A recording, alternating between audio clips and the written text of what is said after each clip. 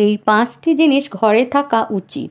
Number 1, শঙ্খ বাড়িতে থাকা উচিত। যদি না থাকে তাহলে আজকেই নিয়ে আসুন। শঙ্খ ভগবানের অত্যন্ত প্রিয়। বাজানো শঙ্খ হলে খুব ভালো, তাহলে প্রতিদিন বাজাও। ছোট শঙ্খ হলে ধুয়ে জল ভরে রেখে দিন ভগবানের সামনে। নাম্বার 2, ঘরে ছোট শিবলিঙ্গ রাখতে হবে। নাম্বার 3, বাড়িতে ঘণ্টা থাকা উচিত। ভগবানের সামনে আরতি করবেন, তারপরে পুরো বাড়ি ঘোরাবেন। এর ফলে দেখবেন অলসতা, বাধা, অশুভ শক্তি, বুড়ি শক্তি বাড়ি থেকে চলে যাবে। তাহলে বাড়িতে থাকা উচিত নাম্বার 1 শঙ্খ, নাম্বার 2 শিবলিঙ্গ, নাম্বার 3 ঘণ্টা, নাম্বার 4 শালগ্রাম শিলার ছোট মূর্তি থাকা উচিত, নাম্বার 5 বাড়িতে তুলসী মায়ের গাছ থাকা উচিত।